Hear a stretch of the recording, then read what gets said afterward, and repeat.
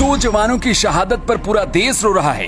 अब 4 दिन बाद पीएम मोदी को आया है भयंकर गुस्सा। आधी रात को पीएम मोदी ने लगा दिया यूनाइटेड नेशन को फोन और दे दी ऐसी चेतावनी कि सुनकर दुनिया के कई देश डर गए हैं। उस दिन अगर 2 मिनट की भी देरी हो जाती तो यूनाइटेड नेशन का पूरा कैंप तबाह हो सकता था। लेकिन भारत के इन दोनों जवानों ने अकेले ही 100 जवानों की तरह मोर्चा संभाल लिया। इसी दौरान छुपकर आए दुश्मनों ने पीछे से वार कर दिया और भारत के दोनों शेर शहीद हो गए। दुनिया को लग रहा था कि भारत अब कुछ नहीं कर पाएगा, लेकिन खुद पीएम मोदी ने मोर्चा संभाला तो यूनाइटेड नेशन मोदी के सामने हाथ जोड़कर खड़ा हो गया। इस वक्त अमेरिका और चीन के बीच कभी भी युद्ध शुरू हो सकता है। ताइवान के आसपास चीन के लड़ाकू विमान मंडरा रहे हैं। सबसे खतरनाक बात यह है कि रूस भी चीन के साथ आकर खड़ा हो गया है। दुनिया भर के देश इस वक्त भारत की तरफ देख रहे हैं कि आखिर मोदी क्या फैसला लेने वाले हैं। लेकिन मोदी सबसे पहले अपने 2 जवानों की मौत का बदला लेना चाहते हैं। यूनाइटेड नेशन का काम होता है कि दुनिया भर में शांति बनाए। इसके लिए दुनिया भर से करोड़ों का फंड भी दिया जाता है।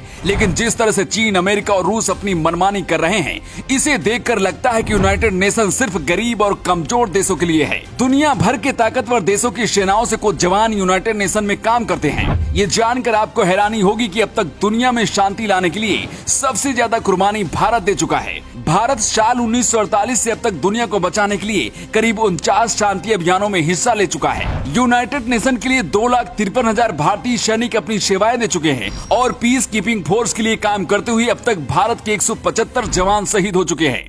खुद को सुपर पावर कहलाने वाले अमेरिका से भी ये संख्या बहुत ज्यादा है। लेकिन ये पूरा मामला आखिर क्या है जिसे लेकर मोदी भी गुस्सा हो चुके हैं? चलिए आपको पूरी कहानी बताते हैं। यूनाइटेड नेशन मतलब कि संयुक्त राष्ट्र की फोर्स में भारत के 2 जवान अफ्रीकी देशों कांगो में तैनात थे।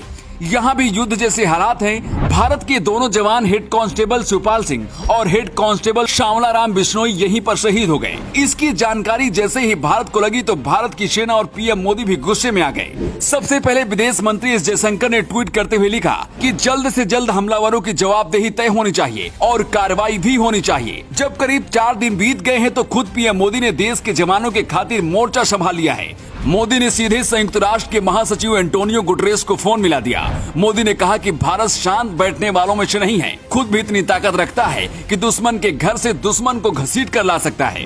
इसीलिए मुझे जल्द से जल्द भारत के शहीद दोनों जवानों के लिए न्याय चाहिए और अब किसी भी तरह की देरी नहीं होनी चाहिए। मोदी के फोन करते ही संयुक्त राष्ट्र के महासचिव एंटोनियो गुटेरेस ने कहा कि जल्द ही भारत के हेड कांस्टेबल शिवपाल सिंह और हेड कांस्टेबल श्यामला राम बिश्नोई के आरोपियों को पकड़ा जाएगा।